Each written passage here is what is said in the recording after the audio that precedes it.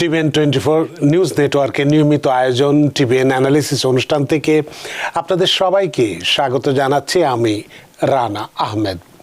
সুপ্রিয় দর্শক, আপনারা এই মুহূর্তে যারা ঘরে টেলিভিশন সেটের সামনে বসে এই অনুষ্ঠানটি দেখছেন কিংবা আর একটু পরে টেলিভিশন সেটের সামনে বসে আপনাদের এই প্রিয় অনুষ্ঠানটি উপভোগ করবেন, কিংবা এই মুহূর্তে যারা ফেসবুক লাইভে ঢুকেছেন অথবা আরেকটু পরে ফেসবুক লাইভে ঢুকবেন, কিংবা আরও পরে সময় সুযোগ মতো যারা ইউটিউবে অনুষ্ঠানটি দেখবেন, তাদেরকেও আগাম স্বাগত জানিয়ে রাখি। সুপ্রিয় দর্শক, আজকে আমরা ইমিগ্রেশন নিয়ে কথা বলবো। ইমিগ্রেশনের খুব গুরুত্বপূর্ণ একটি দুঃসংবাদ দিয়েই শুরু করব, দুঃসংবাদই বলবো এটি, যে সেটি হচ্ছে যে নন ইমিগ্রেন্ট ভিসার ক্ষেত্রে ইন্টারভিউ ওয়েভার সুবিধা আর থাকছে না আগামী মাসের 2 তারিখ থেকে, অর্থাৎ সেপ্টেম্বরের 2 তারিখ থেকে। এটি বড় ধরনের একটি দুঃসংবাদ অনেকের ক্ষেত্রেই। সে বিষয়টি পুঙ্খানুপুঙ্খভাবে আলোচনা করবে এবং যদি হাতে সময় থাকে তাহলে কন্ডিশনাল গ্রিন কার্ড নবায়নের আবেদনেও যদি ভুল থাকে তাহলেও কেউ কেউ ডিপোর্টেশনের খপ্পরে পড়ছেন বা মুখোমুখি হচ্ছেন, সে বিষয়টি নিয়ে আমরা কথা বলবো। সুপ্রিয় দর্শক, এর বাইরেও আপনাদের ইমিগ্রেশন সংক্রান্ত নানান প্রশ্ন থাকাটাই স্বাভাবিক। সেই প্রশ্নগুলো করবার জন্য আমাদের টেলিভিশন স্ক্রিনে যে টেলিফোন নম্বরটি ভেসে উঠেছে, তারপরেও আমি বলে দিচ্ছি 646-307-9828 এই নম্বরে ফোন করতে পারেন, কিংবা যাদের ফোন করতে খুবই অসুবিধা হয় তারা ফেসবুকেও প্রশ্ন রাখতে পারেন। আমরা সবগুলো প্রশ্নের উত্তর দেবার চেষ্টা করব এবং ইত্যকার এই সমস্ত বিষয়ে আলোচনা করবার জন্য আমাদের স্টুডিওর সঙ্গে সংযুক্ত হয়েছেন আমাদের সকলের প্রিয়জন, প্রিয় মানুষ, প্রিয় মুখ, প্রিয় attorney, jurist doctor, attorney at law Mir M Mizanur Rahman. জনাব মিজানুর রহমান, আপনাকে স্বাগত। আপনাকে অসংখ্য ধন্যবাদ যে সারাদিনের কর্মব্যস্ততা, এবং আমি জানি আজকে আপনার একটু শরীরটাও খারাপ, সব কিছু উপেক্ষা করে কমিউনিটির স্বার্থে, মানুষের কল্যাণে, উপকারের জন্য আপনি আমাদের সাথে সংযুক্ত হয়েছেন। এবং খুব গুরুত্বপূর্ণ একটি বিষয়, দুঃসংবাদ দিয়ে আমরা বলতে চাই যে ইমিগ্রেশনের ক্ষেত্রে একটা দুঃসংবাদ, নন ইমিগ্রেন্ট ভিসার ক্ষেত্রে ইন্টারভিউ ওয়েভার সুবিধা আর থাকছে না। তাহলে এক্ষেত্রে আপনার কাছে আমার বেশ কয়েকটি প্রশ্ন একবারেই আমি রেখে দিতে চাই যে এই যে নন ইমিগ্রেন্ট ভিসার ক্ষেত্রে কি কি তাহলে পরিবর্তন আসছে? ওয়েভার সুবিধা যদি আর না থাকে সেক্ষেত্রে কি সবাইকে এখন থেকে ইন পার্সন ইন্টারভিউ বাধ্যতামূলক করা হচ্ছে বা হয়েছে? এর আগে বয়সভিত্তিক ওয়েভার যেটা ছিল, যে আন্ডার এজ 14 এবং ওভার এজ 79, তাদের সুবিধাও কি তুলে দেওয়া হয়েছে বা তাদেরকেও কি ইন পার্সন এখন ইন্টারভিউ দিতে হবে? H1B ভিসা আবেদনকারীকেও কি ইন্টারভিউ বাধ্যতামূলক করা হয়েছে? এক্ষেত্রে কনসুলার অফিসার যারা আছেন তাদের ডিসক্রিপশনগুলোকে আরও বাড়ানো হয়েছে কিনা বা ক্ষমতা বাড়ানো হয়েছে কিনা, আমরা কীরকম অবস্থায় আছে? এক কথায় আপনার কাছে জানতে চাইব যে নন ইমিগ্রেন্ট ভিসা আবেদনকারীদের পরবর্তী করণীয় কি, এই বিষয়গুলো সম্পর্কে বিস্তারিত আপনার কাছে জানতে চাই, যাতে করে এই ধরনের ক্যাটাগরিতে যারা আবেদন করছেন বা তাদেরকে কি করণীয় বা পরবর্তীতে কি করণীয় হবে বিষয়টি তারা বিস্তারিত জানতে পারেন। অ্যাটর্নি জনাব মীর এম মিজানুর রহমান। আবারও ধন্যবাদ, আমার জন্য শুভেচ্ছা রইল। এবং এই কথাটা ঠিক নয় যে আমি কমিউনিটির স্বার্থে এখানে এসেছি, আমি আমার নিজের স্বার্থে এসেছি। হ্যাঁ, সাধারণত সঞ্চালক মহোদয় নিজেও আর আমার আরেকজন আছেন আমার সহধর্মিনী, আমার বেগম সাহেবা, আমার কথাবার্তা স্টাইল পছন্দ করেন না। সঞ্চালক মহোদয় সরাসরি বলেন না, কিন্তু মাঝে মাঝে বলেন আর একটু সদয় হয়ে আর একটু ভদ্রভাবে বললে জিনিসটা হয়তো সুবিধা হতো।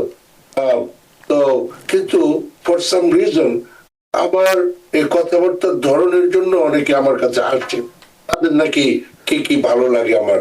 তো এর মধ্যে কিছু খালাম্মা আছেন, তারা তাদের ছেলেমেয়েকে পাঠায়, যাও ওই মোটা লয়ারের কাছে যাও ইত্যাদি। আপনি যে কথাটা বললেন যে যে সরাসরি ইন্টারভিউর যে ব্যাপারটা, হ্যাঁ, সেটা হয়ে গেছে, সেটা আমার থেকে আপনি ভালো জানবেন যে এই ধরনের খবরগুলো এসছে। তো এটা ফলে যে জিনিসটা আপনি জিজ্ঞেস করছেন সেটা নিয়ে আমি কথা বলতে চাই যে এটার রিজনটা কি। অনেক সময় অনেক কিছু কাগজপত্রের ভিত্তিতে ডিসাইড করা যায় না, যার ফলে আপনার ইন্টারভিউ প্রয়োজন হয়, সরাসরি কথা বলার প্রয়োজন হয়, যাতে করে তার ডিমিনার, তার বডি ল্যাঙ্গুয়েজ এগুলো বুঝতে পারা যায়। এবং প্রতিটা ডিসিশনে, বিশেষ করে আমরা যে আমি বিশেষ করে কোর্টের কাজগুলো করি, সেখানে একেবারে আইনগত ভাবে যাদের এই রাইটটা থাকে বা দায়িত্বটা থাকে, একটা মানুষ শুধু কি বললো তার উপরে ভিত্তি না করে তার যে বডি ল্যাঙ্গুয়েজ, তার যে ডিমিনার, এগুলা দেখে, হ্যাঁ, এমনকি একটা প্রশ্নের উত্তরে কয় সেকেন্ড সে অপেক্ষা করলো উত্তর দিতে, প্রম্পট যে মানে উত্তর দিচ্ছে না, কি চোখের দিকে তাকায় কথা বলতেছে, না আকাশের দিকে তাকায় কথা বলতেছে, বা মাটির দিকে তাকায় কথা বলতেছে, এগুলা আপনার বিবেচ্য বিষয় হয় এবং এখানে আইনগতই ব্যাপার। তো সেই ক্ষেত্রে যদি একজন মানুষকে সরাসরি আনা যায়, তাহলে বর্তমানে যে একটা সন্দেহ সৃষ্টি হয়েছে যারা বাইরে থেকে আসবেন তারা কেমন মানুষ, তাদের ব্যাকগ্রাউন্ড কি, হ্যাঁ, যেমন তাদের ফেসবুকে কখন কোথায় লাইক দিয়েছেন ইত্যাদি, এই জাতীয় ব্যাপারগুলোর সাথে তাকে যায় কিনা, তার সাথে হ্যাঁ কথায় মিলে কিনা, হ্যাঁ। তো এই সমস্ত কারণে এখানে একটা আরেকটা জিনিস বহু আগে থেকে আছে, যেমন H1 এর অনেক ফ্রড হয়েছে, হ্যাঁ, অনেক বডি শপি কোম্পানি দিয়ে অনেক লোকজন নিয়ে আসা হয়েছে। তো যার ফলে ধরেন H1 এখানে অ্যাপ্রুভাল হয়ে গেছে, ভিসার ক্ষেত্রে গিয়ে দেখা যায় যে কথা বলবে, ইভেন এইখানে যখন আনা হয় তাকে প্লেস করা যাচ্ছে না, কারণ সে কথাই বলতে পারে না। তো যার ফলে তাকে যখন কোম্পানি নেয় তাকে নিতে চায় না। তো যার ফলে ওই ইন্টারভিউটার সময় তাকে বিভিন্ন রকমের প্রশ্ন করা হয়, দেখা গেল যে সে কম্পিউটারের লোক, ম্যানেজমেন্ট অ্যানালিস্ট, বাজেট অ্যানালিস্ট, হ্যাঁ, দেখা গেল তার ওই সম্পর্কে কোনো ধারণাই নাই, ইনফ্লেট করে বায়োডাটা তৈরি করে বিভিন্ন ফ্রডুলেন্ট ভাবে ভিসা করিয়ে এখানে পার করানোর চেষ্টা করা হয়েছিল। তো যার ভাব সত্যিকারের লোক, মানে সত্যিকারের কোয়ালিফাইড লোক, তাদের জন্য যদি ইন্টারভিউ ব্যবস্থা করা যায় এবং যে যদি কথাবার্তা বলে তাতে যদি, হ্যাঁ, মানে অফিসার তো আর কম্পিউটারের ব্যাপারে এক্সপার্ট না, কিন্তু কথাবার্তার ধরনে সে বুঝতে পারে যে সে কিছু জানে এই সম্পর্কে, এই জন্য এই ব্যবস্থাটা করা হচ্ছে, হ্যাঁ। তো যার ফলে অনেক সাপ্লিমেন্টারি প্রশ্ন থাকে একটা ব্যাপারে, তার হয়তো প্রশ্নের উদ্বেগ হয়েছে, তো সেটা যদি সেখানে ক্লারিফাই করে নেওয়া যায়, এটা ওই আর্টিস্ট এই সুযোগটা যেমন সরকার পাচ্ছে, আমেরিকান সরকার, তেমনি ওই নন ইমিগ্রেন্ট যে ভদ্রমহিলা বা ভদ্রলোক আছে ওনারও একটা সুযোগ পেলে এটা এক্সপ্লেইন করার জন্য কেন কোন একটা জিনিস এটা করা হয়েছিল, এই টিক মার্ক, এই লাভ সাইন কেন দিল, বা কি ব্যাপার, বা তার বক্তব্যটা কি, এটা শোনার একটা সুযোগ পাওয়া গেল। সুতরাং এটা অবশ্যই হয়তো একটা আরো একটা হ্যাসেল হলো, একটা লোক ছুটি টুটি নিয়ে ইন্টারভিউতে এসে লাইনে দাঁড়ায় তারপরে ইন্টারভিউ দিতে হলো, কিন্তু আবার এটার হয়তো একটা ভালো সাইডও আছে। সুতরাং যেটাই বর্তমানে অবস্থাটা, ওখানে কান্নাকাটি না করে যদি এটাকে স্পোর্টিংলি নিয়ে এটা একটা সুবিধা হিসেবে দেখা হয়, তাহলে মনে হয় আমরা একটু শান্তিতে থাকবো। ধন্যবাদ। তো এক্ষেত্রে যেটা আমি আপনাকে একটা প্রশ্ন করেছিলাম যে বয়স ভিত্তিক ওয়েভার যেটা ছিল, যে আন্ডার এজ বা 14 যেটাকে আমরা বলি আন্ডার এজ 14 বা ওভার এজ 79, এরা তো আগে সবসময় এই ওয়েভারটা পেত, এখন কি তাদেরকে সেই ওয়েভারটা তুলে নেওয়া হচ্ছে, তাদেরকেও কি পার্সন যেতে হবে? ব্যাপারটা হচ্ছে এটা যদি ক্লিয়ারলি না লেখা থাকে তাহলে আগের আইনেই চলবে, এই হলো কথা। কিন্তু যেটা আমি দেখলাম যে তাদেরকেও সেই সুবিধাটার বাদ দেওয়া হচ্ছে, একটা স্টেট বলা হয়েছে যে বয়স ভিত্তিক ওয়েভার আন্ডার এজ 14 বা ওভার এজ 70 সুবিধা উঠিয়ে নেওয়া হয়েছে, অর্থাৎ এসব বয়সের আবেদনকারীদেরকেও এখন সাধারণত ইন্টারভিউ দিতে হবে। তাহলে যেতে হবে, এর মধ্যে আর কোনো মানে ইফস এন্ড বাটস নেই। আচ্ছা, অনেক ধন্যবাদ বিষয়টি ব্যাখ্যা করার জন্য। তার মানে আপনার মতে যে মানুষকে যাচাই করার জন্য একটা ইন্টারভিউ দিলে একটা মানুষের মনস্তাত্ত্বিক মানসিক অবস্থা বা অন্যান্য সব কিছু, তার আচার আচরণগত সব কিছু বুঝে তারপরে তারা হয়তো গ্রিন কার্ডটা ইস্যু করবে, এটাই হলো মূল কথা। তা আপনার এই চমৎকার উত্তরটা দেওয়ার জন্য অসংখ্য ধন্যবাদ। আমরা একটু ফেসবুকে যাই। আমেরিকার সরকারের জন্য যে সুবিধা হবে শুধু তা না, এটা যিনি নন ইমিগ্রেন্ট, আপনি বোধহয় নন ইমিগ্রেন্ট ভিসা শুরু করেছিলেন, বা ধরেন ইমিগ্রেন্ট ভিসার জন্য, তার জন্য একটা সুবিধা হলো যে সে নিজেকে এক্সপ্লেইন করতে পারলো, সুতরাং এটা আমার মনে হয় যে ক্ষতি হবে না।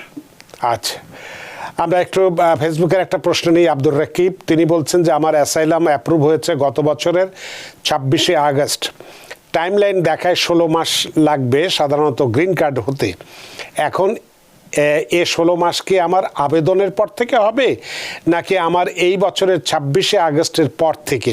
কারণ এই মাসের 26 তারিখ 1 বছর পূর্ণ হবে। এ ব্যাপারে আপনার কি পরামর্শ আছে? এখন আপনি এনি টাইম আপনার কি যেন বলে অ্যাসাইলাম অ্যাপ্রুভাল আপনি গ্রিন কার্ডের জন্য ফাইল করে দিতে পারেন। শুধুমাত্র অ্যাডজুডিকেশন যখন হবে তখন যেন 12 মাসের বেশি হয়, এই হচ্ছে আমার বক্তব্য। সুতরাং আপনি এখনই অ্যাপ্লাই করে দিতে পারেন। তারপর থেকে আপনার এই 16 মাস বা 17 মাস যেগুলো দেখেন, হ্যাঁ এগুলো আমি দেখি কিনা, হ্যাঁ আপনি শুধু অ্যাপ্লাই করে দেন। অনেক সময় এটা আরো বাড়তে পারে, অনেক সময় করতে পারে, ওগুলোর উপর তো আপনার কোনো কন্ট্রোল নাই। যেটার উপর কন্ট্রোল আছে সেটা হচ্ছে আপনি কত তাড়াতাড়ি এবং প্রপারলি ফাইল করলেন, ওইটা হচ্ছে বড় ব্যাপার। আপনার আর 10 জনের যা হয় তাই হবে, ওগুলা চিন্তা করতে করতে ধরেন আপনি যদি বসে থাকেন আল্লাহ এতদিন লাগবে, দেখেন কতদিন ততদিনের 16 মাস পার হয়ে গেছে, এগুলো বন্ধ করেন, জাস্ট অ্যাপ্লাই করে দেন। ধন্যবাদ। অনেক ধন্যবাদ জনাব আব্দুর রাকিব আপনার প্রশ্নের জন্য। আশা করি প্রশ্নের উত্তর পেয়েছেন এবং খুশি হয়েছেন। আমরা একটু টেলিফোনে যাই। সুপ্রিয় দর্শক কে আছেন টেলিফোনে, দয়া করে নাম পরিচয় দিয়ে আপনার প্রশ্নটি করুন। হ্যালো, জি জি, আমার নাম কালাম, আমি ক্যালিফোর্নিয়া থেকে বলছি। আমি 2016 সালে আমি অ্যাসাইলাম চেক করি এবং আমার একটা চিঠি, ইন্টারভিউর জন্য চিঠি পাই নাই বিদায় আমাকে কোর্টে রেফার করে দেয়। তো 2016 সালে কোর্টে রেফার করার পরে আমার কোর্টে হিয়ারিং এর সময় আমাকে পিডি করে দেয়। পিডি করার পরে আমার অ্যাটর্নি আমার জন্য 2 বছর 4 বছর ওয়ার্ক অথরাইজেশন আদায় করে দেয়। এখন আমার পরিস্থিতি হলো, এখন আমার পেন্ডিং হচ্ছে, পিডি করে রাখছে। এখন আমার পরিস্থিতি হলো আমার এখন করণীয় কি? এবং আমি কিছুদিন আগে কোর্ট থেকে একটা লেটার পেলাম যে তুমি আমার উকিল বলছে, অ্যাটর্নি বলছে আমার সাথে যোগাযোগ করো, যোগাযোগ করে তোমার এটাকে আবার রিক্যালেন্ডার করা হয়েছে। আমি এখন চিঠিপত্র পাইনি, শুধু ইনফরমেশনটা পেয়েছি। আমার করণীয় কি? অনেক ধন্যবাদ জনাব কালাম আপনার প্রশ্নের জন্য। আশা করি আপনার প্রশ্নের উত্তর attorney jurist doctor Mir Mizanur Rahman যথাযথভাবেই দেবেন। অ্যাটর্নি মীর মিজানুর রহমান।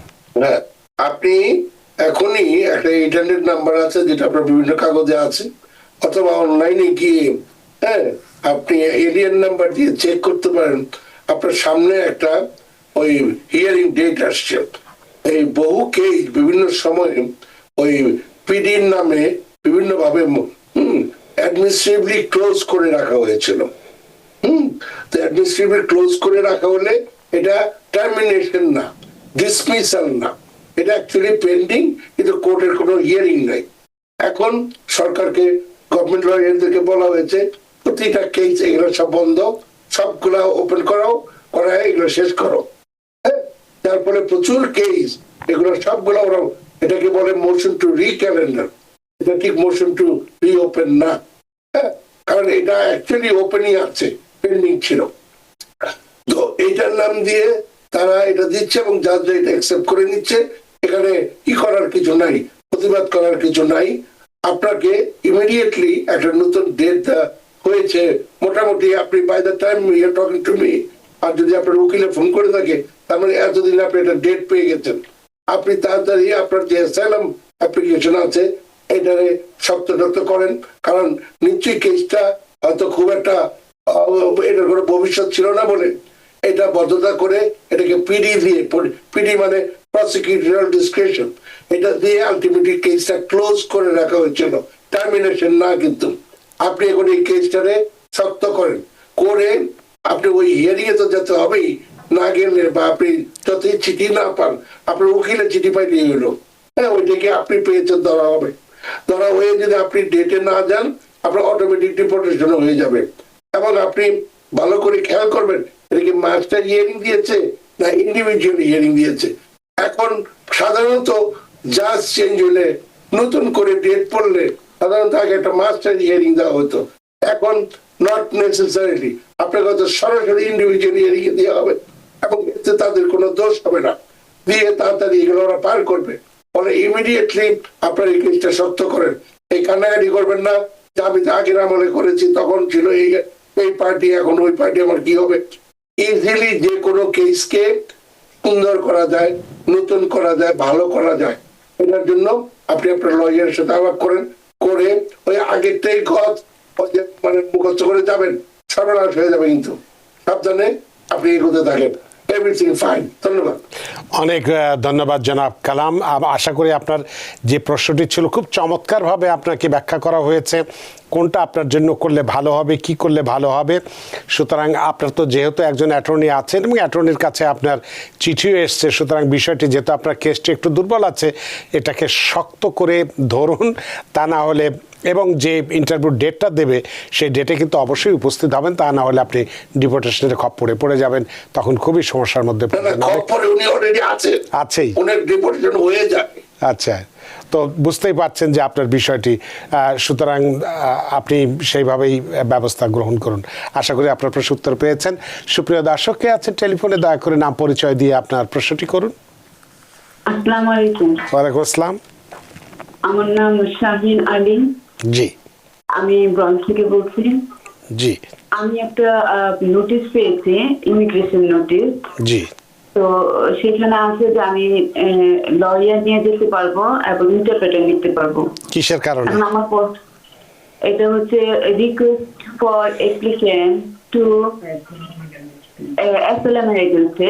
ওখানে ফ্রন্টের উপর লেখা আছে request for applicant to appear for internal interview. জি, এখন কি প্রশ্ন কি আপনার? প্রশ্নটা হচ্ছে, এটা তো আমাকে যে প্রশ্নগুলো করবে I-485 ফর্ম থেকেই তো করবে না?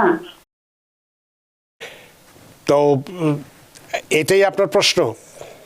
না, তাই এখন আমাকে লয়ার নিতে হবে, এটা একটু ভাবনার বিষয় আমার, বা কারণটা কি জানতে চাচ্ছি।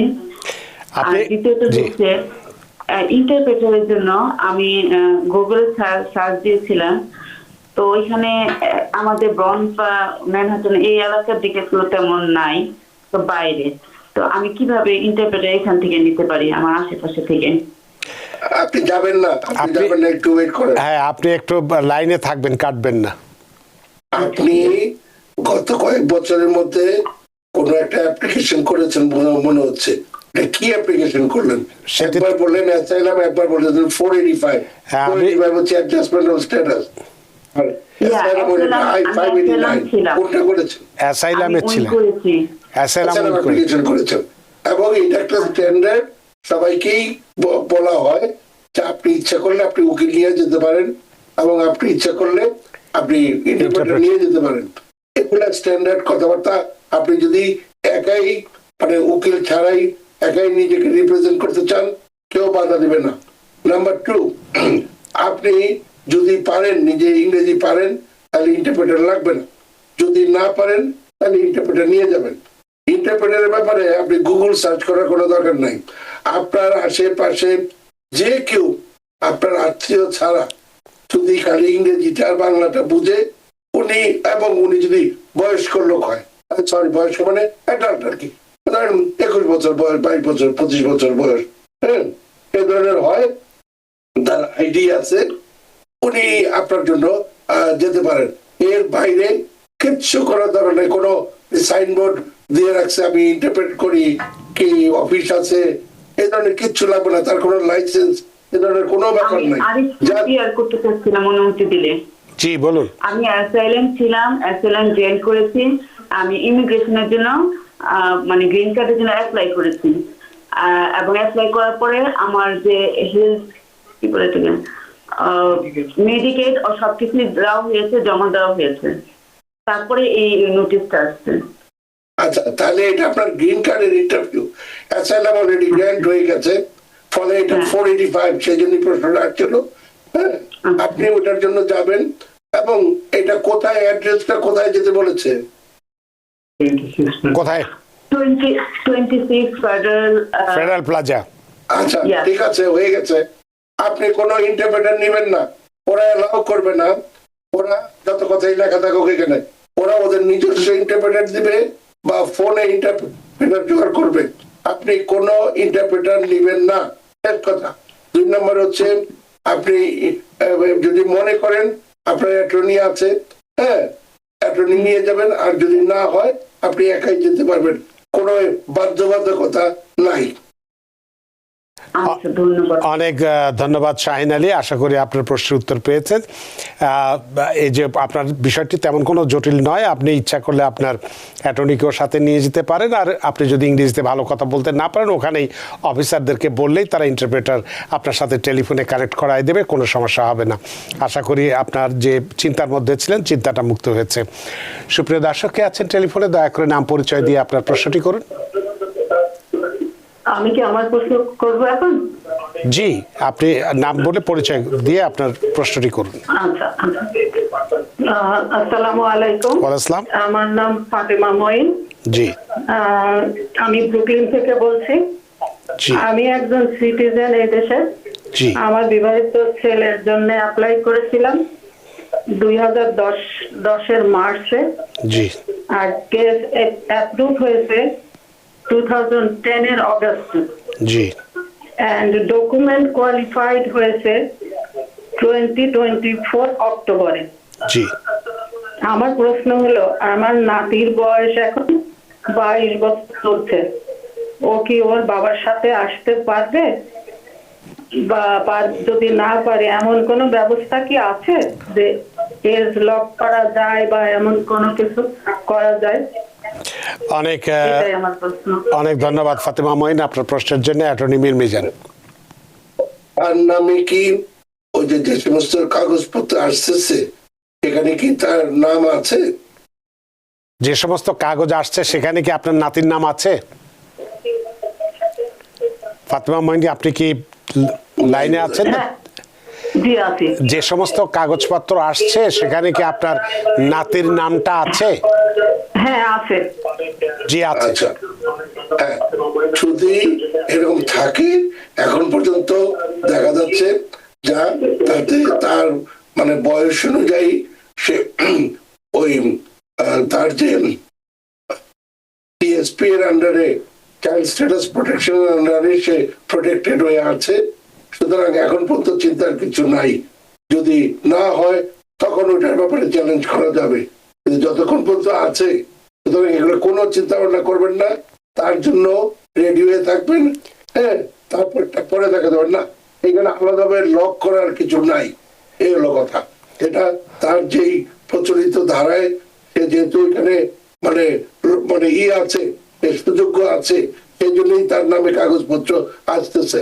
হ্যাঁ, তুই একটা কেস ইন্টারভিউ দিন গিয়ে শোনা যায় যে এরকমের তার ইন্টারভিউ হবে না বা সে পায় না, সেটা যখন দেখা যাবে তারা ভুল করতে পারে, এটা তখন চ্যালেঞ্জের ব্যাপার আছে। এখন পর্যন্ত শেষ কথা হচ্ছে তাকেও রেডি করেন, শেষ কথা। অনেক ধন্যবাদ ফাতেমা মঈন। আসলে আপনার চিন্তা হয়তো নাতির নাম যেহেতু আছে, চিন্তার কোনো কারণ নেই। আপনার প্রশ্নের জন্য ধন্যবাদ। সুপ্রিয় দর্শক কে আছেন টেলিফোনে, দয়া করে নাম পরিচয় দিয়ে আপনার প্রশ্নটি করুন।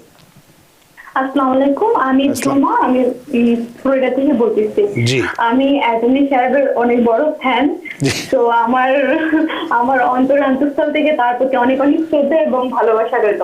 জি। আমার প্রশ্নটা হচ্ছে B1 B2 তে ভিসা, আমি আমেরিকাতে আসছি গত নভেম্বরে, জি। এবং আমি এখানে একজন সিটিজেনকে বিয়ে করি। বিয়ে করার পর আমার হাজবেন্ড আমার জন্য ফাইল করে স্ট্যাটাস চেক করার জন্য। জি। তো মে মাসে আমার ফাইল করা হয়, তারপর ওরা বললো যে একজন স্পন্সর লাগবে, তো সেটা আমরা ম্যানেজ করে গত 11 তারিখ আমরা জমা দিয়েছি। এখন আমার প্রশ্ন হলো, দিনের মধ্যে মানে কতদিনের মধ্যে আমি ওয়ার্ক পারমিট পেতে পারি? এবং আমার যেহেতু কোনো মেডিকেল ইন্স্যুরেন্স নাই, তাই আমাকে চিকিৎসার ব্যাপারে যথেষ্ট সমস্যার সম্মুখীন হতে হয়। এখন আমার করণীয় কি? থার্ড প্রশ্ন হচ্ছে এখন নাকি লাস্টিং ফার্স্ট আনছে, এই কথাটা কতটুকু সত্য? যদি সত্য হয়ে থাকে এটা কি তাহলে শুধু নিউ ইয়র্কের জন্যই প্রযোজ্য নাকি অন্য স্টেটের জন্য সমানভাবে প্রযোজ্য হবে? অনেক ধন্যবাদ জুমা আপনার প্রশ্নের জন্য। অ্যাটর্নি মীর মিজান। কি যেন বলে, আপনার জন্য এক কাপ চা পাওয়ানো রইলো। যদি কোনোদিন হাজবেন্ডের সাথে এদিকে ব্রুকলিন ব্রিজে বেড়াতে আসেন, মাঝখান দিয়ে একটা রাস্তা আছে, সুন্দরভাবে দুজনে হাঁটবেন। আর এই মুখটা উকিল, এই পাশেই তার অফিস। কেন তো এখন কথা হচ্ছে যে না, ইমিগ্রেশনের কোনো আইন হলে সেটা শুধু নিউ ইয়র্কের ব্যাপার নয়, পুরা আমেরিকার জন্য প্রযোজ্য হবে। এবং এটা দুই ভাবেই করা হচ্ছে, ওই যে ফার্স্ট কাম ফার্স্ট সার্ভ করা হচ্ছে, এবং আপনি যেটা বললেন ওরকম হয়তো কিছু করা হচ্ছে। এটা কোনো মা বাপ নেই, হ্যাঁ, এটা বিশেষ করে সালামের ক্ষেত্রে করা শুরু হয়েছে, কিন্তু ওখানেও দুই ধরনের কেসই চলতেছে। এগুলো একটা। দ্বিতীয় প্রশ্ন করেছেন অ্যাবাউট 3 মাসের মধ্যে আপনি ওয়ার্ক পারমিট চলে আসার কথা, এই হচ্ছে বর্তমান সিচুয়েশন। আর যদি ইমার্জেন্সি মেডিকেল ট্রিটমেন্ট লাগে, আপনি বসে দেখেন না, আপনার জীবন বাঁচানোর প্রথম কাজ।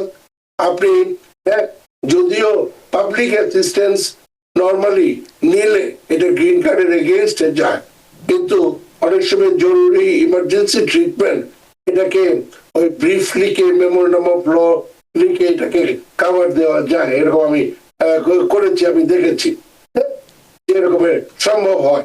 This is the last thing compare to আপনি ক্যাশ টাকা নিলেন, বাসা নিলেন, বিভিন্ন রকম ফুড স্ট্যাম্প নিলেন, এগুলোর তুলনায় যদি আপনি ইমার্জেন্সি মেডিকেল সার্ভিসের ব্যাপার হয়, এটা সবচেয়ে কম ক্ষতিকর আর কি। ক্ষতিকর কিন্তু সবচেয়ে কম ক্ষতিকর। আমি দোয়া করি যেন আপনার সুস্থতা থাকে আর কি। ধন্যবাদ। অনেক ধন্যবাদ জুমা আপনার প্রশ্নের জন্য। আপনি, আমার যতদূর মনে পড়ে আপনি এর আগেও একদিন এই প্রশ্নটি করেছিলেন, তো আপনার তেমন কোনো সমস্যা নেই। তবে ইন্স্যুরেন্সের ব্যাপারটা খুবই স্পর্শকাতর বিষয় এখন, এবং কঠিন বিষয়, বিশেষ করে শরীর স্বাস্থ্যের জন্য এবং আমেরিকার চিকিৎসার জন্য ইন্স্যুরেন্স না থাকলে খুবই সমস্যায় পড়তে হয়। বিষয়টি দেখবেন যাতে ইন্স্যুরেন্স পেয়ে এবং ভালো থাকেন, সেই আশীর্বাদও আমাদের রইল। আপনার প্রশ্নের জন্য ধন্যবাদ। সুপ্রিয় দর্শক কে আছেন টেলিফোনে, দয়া করে নাম পরিচয় দিয়ে আপনার প্রশ্নটি করুন। আসসালামু আলাইকুম, আমি আব্দুল সালাম বলছি। জি, আমার কোশ্চেন হলো, আমি ইউএস সিটিজেন, আর ওয়াইফের জন্য অ্যাপ্লাই করা হয়েছিল, ইন্টারভিউ ডেট পড়ছিল, তো ইন্টারভিউ ডেটে ফ্যামিলি ইমার্জেন্সির জন্য যাওয়া হয় নাই। তারপরে আমেরিকান এম্বাসিতে যোগাযোগ করার পরে ওরা একটা লিঙ্ক পাঠাইছে, বলছে যে ওইখানে লগ ইন করে ইন্টারভিউ ডেট নিতে। কিন্তু ওইখানে লগ ইন করার পরে কখনোই কোনো স্লট পাওয়া যাচ্ছে না। যখনই লগ ইন করা হয় তখনই দেখা যায় যে স্লট অ্যাভেলেবেল না। তারপরে আমেরিকান এম্বাসিতে আবার কল করা হলো, তারপরে ইমেল করা হলো, কিন্তু ওরা ওই শুধু একটাই কথা বলে যে ওইখানে ট্রাই করার জন্য। আজকে 3 মাস যাবত ট্রাই করা হচ্ছে, কোনো স্লট পাওয়া যাচ্ছে না। এখন অন্য কোনো কিছু কি করার আছে, বা একজন লয়ার কি কোনো কিছু করতে পারবে? অনেক ধন্যবাদ জনাব সালাম আপনার প্রশ্নের জন্য। অ্যাটর্নি মীর মিজানুর রহমান। না, আলাদাভাবে এমন কিছু করার নাই। হ্যাঁ, আপনারা চেষ্টা করতে থাকেন। হ্যাঁ, এবং আপনারা প্রয়োজন পড়ে ওখানে যদি কোনো যে কথা বলার কিছু থাকে, ওখানে হয়তো ইনফরমেশন সেন্টার আছে যে আমরা এইভাবে চেষ্টা করে যাচ্ছি, তো হচ্ছে না, এটা একটা চেষ্টা করে দেখতেই পারেন। কিন্তু না, এই ব্যাপারগুলা আমি মনে করি না যে একটু নিয়ে আলাদাভাবে কোনো হেল্প করতে পারে আর কি, কোনো বিশেষ কোনো হেল্প।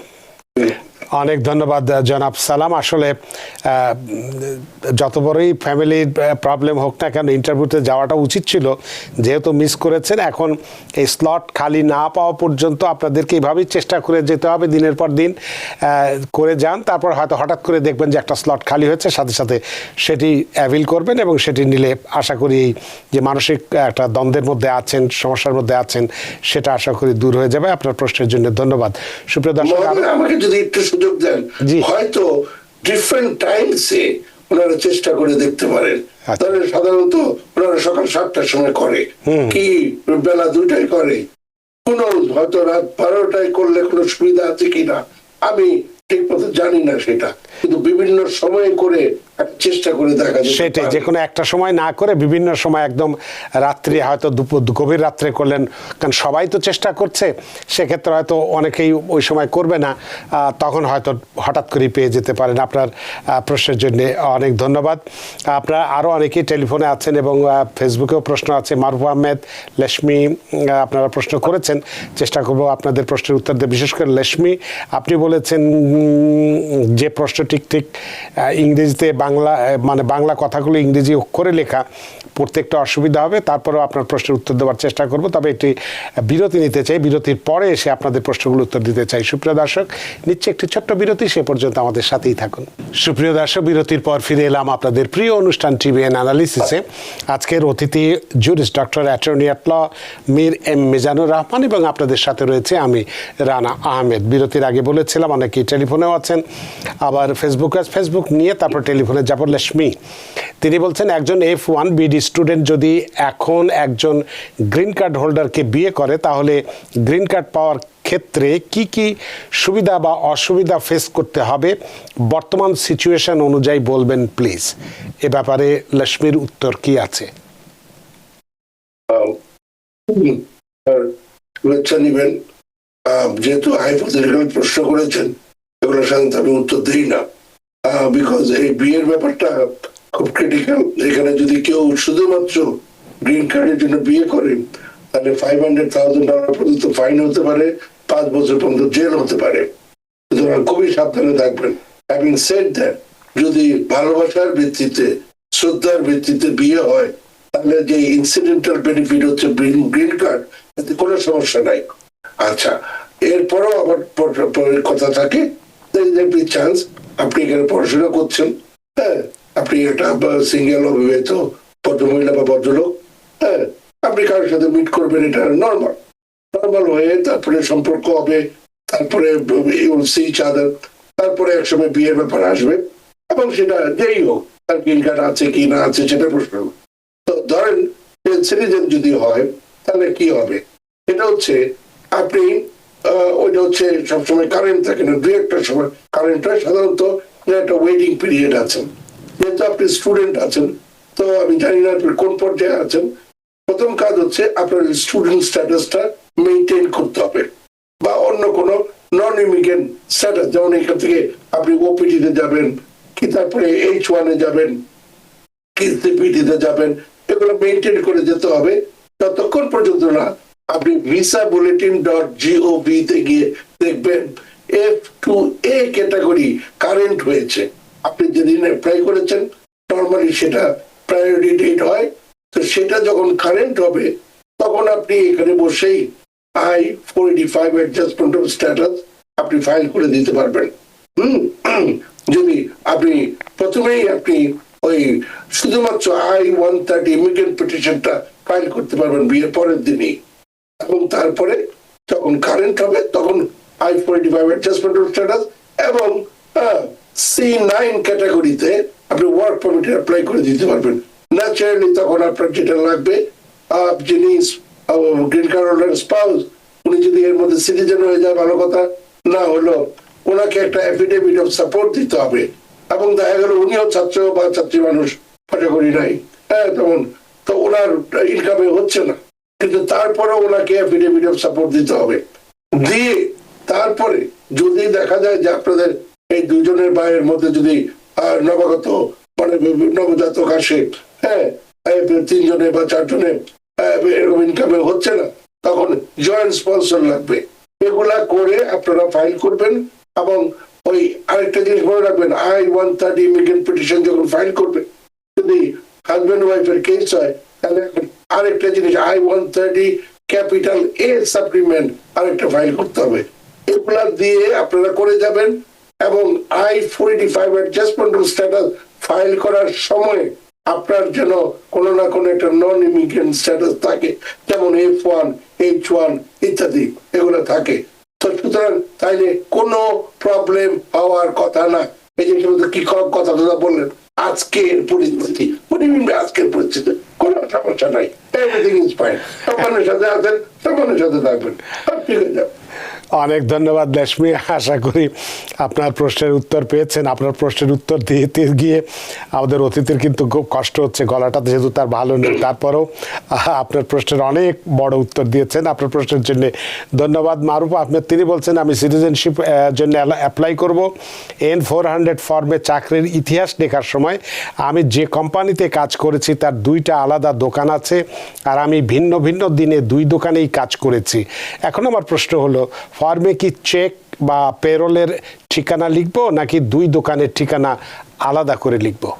আচ্ছা, প্রথম কথা হচ্ছে আপনি যেহেতু এটা মাল্টিপল লোকেশনস আছে, আপনি যেটা ওই যে বললেন যে চেকের মধ্যে যে ওই যে কি যে বলে পেরোলের যে হেডকোয়ার্টার যেটা আছে ওটার অ্যাড্রেস দিয়ে দেন, আর একটা অ্যাডেন্ডাম দিয়ে দেন, হ্যাঁ, যে এই 2 লোকেশনে আপনি ফিজিক্যালি কাজ করেন, যে কোম্পানির কর্পোরেট হেডকোয়ার্টার হচ্ছে এটা, ব্যাস শেষ হয়ে গেল। অনেক ধন্যবাদ মারুফ আহমেদ, আশা করি আপনার প্রশ্নের উত্তর পেয়েছেন এবং দ্রুত সিটিজেনশিপের জন্য আবেদন করুন, কারণ এখন খুব তাড়াতাড়ি সিটিজেনশিপ যারাই অ্যাপ্লাই করছে তারা খুব তাড়াতাড়ি ডেট পেয়ে যাচ্ছে। আশা করব আপনিও সেটা করে তাড়াতাড়ি এই দেশের গর্বিত নাগরিক হয়ে যান। আপনার প্রশ্নের জন্য ধন্যবাদ। একটু টেলিফোনে যাই। সুপ্রিয় দর্শক, কে আছেন টেলিফোনে? দয়া করে নাম পরিচয় দিয়ে আপনার প্রশ্নটি করুন। জি, আসসালামু আলাইকুম। থেকে বলছি। জি, আমার একটা প্রশ্ন আছে। আমার প্রশ্ন হলো, আমার হাজবেন্ডের জন্য আমি 2020 সালের অগস্টের 30 তারিখে অ্যাপ্লাই করছি। এখন এই মাসে ওরা 5 বছর পূর্ণ হইব। আমি গ্রিন কার্ড দিয়ে অ্যাপ্লাই করছিলাম, জি, কিন্তু আজ পর্যন্ত ওনার ইন্টারভিউ ডেট দিতেছেন। আমার মেয়ে হয়েছিল এই দেশে এই বছরের ফেব্রুয়ারিতে, তো আমি অনেকবার এক্সট্রাডেট করছিলাম, বাট ওনারা বারবার আমাকে ডিনাই করছে। এখন 5 বছর হয়ে যাইতেছে আমার, আর কয়েকদিন পরে 5 বছর পূর্ণ হবে। এখন কি আমি মানে ওনার ইন্টারভিউ ডেট সহসা পেতে পারি? মানে এরকম কোনো কিছু সম্ভাবনা আছে? আপনি কি সিটিজেন না গ্রিন কার্ড হোল্ডার? জি না, আমি গ্রিন কার্ড সিটিজেনের জন্য অ্যাপ্লাই করছি। আচ্ছা আচ্ছা আচ্ছা, অনেক ধন্যবাদ আপনার প্রশ্নের জন্য। অ্যাটর্নি মীর মিজান। সরি, আমি আর ওনাকে থামালাম না, উনি আছে কিনা। এটা হচ্ছে যে ওনার কেসটা এখন কোর্ট পর্যায়ে আছে। প্রথমে আপনি কি লাইনে আছেন? জি, আমি লাইনে আছি। জি, উনি লাইনে আছেন। প্রশ্ন প্রথম কথা হচ্ছে ওই সাহেব কোথায় এখন? জি, উনি বাংলাদেশে। ওনার কেস Number one. কোয়ালিফাইড হয়েছে হ্যাঁ। আপনার 2022 সালে নভেম্বরে। 22 সালে কি হয়েছে ম্যাডাম? কোয়ালিফাইড হয়েছে, কোয়ালিফাইড ডকুমেন্টারি ডিকিউ হয়েছে। ভালো ইনফরমেশন দিলেন। তার মানে এটা অলরেডি এনবিসি তে গিয়ে সমস্ত কাজ শেষ হয়ে 22 সালে, তাহলে 3 বছর ধরে এটা হয়ে রয়েছে, কি যেন বলে পেন্ডিং রয়ে গেছে ঠিকই হওয়ার পরে। হ্যাঁ, তো আপনি না এই সময় ডিকিউ হয়ে যাওয়ার পরে ওই গতানুগতিক তারাও ইমেল করে, গতানুগতিক আপনিও ইমেল করতে পারেন, যে এগুলাতে আলাদাভাবে কোনো কাজ হয় না। আপনি যেটা করতে পারেন সেটা হচ্ছে তাড়াতাড়ি ওই যে সিটিজেনশিপের অ্যাপ্লিকেশনটা করে দেখেন সিটিজেন হয়ে যেতে পারেন কিনা, বললে ওইটা আপডেট করেন, করলে যদি আপনার ব্যাপারটা একটু তাড়াতাড়ি করার জন্য ওরা চেষ্টা করে, এইভাবে করে যদি আপনি এগোতে পারেন, এছাড়া আমি কিছু দেখছি না। হ্যালো, অনেক ধন্যবাদ দর্শক আপনার প্রশ্নের জন্য। আশা করি আপনার প্রশ্নের উত্তর পেয়েছেন। আমাদের হাতে সময় নেই, সময়ের দড়িতে বাঁধা, সময় সীমানা টপকানো কঠিন, তাই অনুষ্ঠান শেষ করতে হচ্ছে। তাহিদা ও ইয়াসমিন, আপনার এই প্রশ্নের উত্তর সময়ের অভাবে দিতে পারছি না। জেসিয়া জলি, আপনার এই কনসার্নের জন্য অসংখ্য ধন্যবাদ আপনাকে। সুপ্রিয় দর্শক, আমরা আজকে যে বিষয়গুলো নিয়ে আলোচনা করেছি এবং আরও অনেকেই টেলিফোনে আমি দেখতে পাচ্ছি রয়েছেন, ফেসবুকেও আরও অনেকেই আছেন, আপনাদের প্রশ্ন উত্তর দিতে পারছি না বলে আবারও দুঃখ প্রকাশ করছি। জনাব মীর এম মোজানুর রহমান, আপনাকেও অসংখ্য ধন্যবাদ যে শারীরিক অসুস্থতা নিয়ে, অর্থাৎ বোঝাই গেল আপনার গলার অবস্থা খুব একটা ভালো নেই, তারপরেও আপনি চমৎকারভাবে অনুষ্ঠানে অংশ নিয়েছেন এবং উত্তর দিয়েছেন, প্রশ্নগুলো উত্তর দিয়েছেন, আলোচনা করেছেন। সত্যি আমরা ঋদ্ধ, আমরা প্রাণিত। ধন্যবাদ আপনাকেও অসংখ্য ধন্যবাদ। সুপ্রিয় দর্শক, আমরা ইমিগ্রেশনের একটা দুঃসংবাদের কথা দিয়ে শুরু করেছিলাম যে নন ইমিগ্রেন্ট ভিসার ক্ষেত্রে ইন্টারভিউ ওয়েবার সুবিধা আর থাকছে না, কিন্তু আমাদের আজকের আলোচক বলেছেন এক্ষেত্রে ইমিগ্রেন্ট, নন ইমিগ্রেন্ট, ইমিগ্রেন্ট সকলের জন্যই একটা সুবিধাও থাকতে পারে যাচাই বাছাই করে এখানে আসার ক্ষেত্রে। সুতরাং বিষয়টি আমাদের জন্য যে খুব একটা দুশ্চিন্তার হচ্ছে তাও নয়। আমাদের ইন পার্সন হিসেবে আমরা যে ইন্টারভিউ দিয়ে ভিসা নেব সেটাও একটি ভালো বিষয়। তবে সেক্ষেত্রে আন্ডার এজ বা ওভার এজ যাদের আছে তাদের যে ওয়েবারটা ছিল সেটা যদি থাকতো হয়তো ভালোই হতো, যে বিভিন্ন কারণে বিভিন্ন দিক থেকে হয়তো সুবিধা অসুবিধাই থাকে, এই বিষয়টিও হয়তো সেরকমই। আশা করি আজকের অনুষ্ঠান আপনাদের যথেষ্ট ভালো লেগেছে। সুপ্রিয় দর্শক, যে যেখানেই থাকুন ভালো থাকুন, সুস্থ থাকুন, নিরাপদে থাকুন, থাকুন TVN 24 নিউজ নেটওয়ার্কের সাথেই। শুভরাত্রি। TVN 24 টেলিভিশন দেখতে আজই কল করুন 7187776556। লগ ইন করুন www.totalcablebd.com।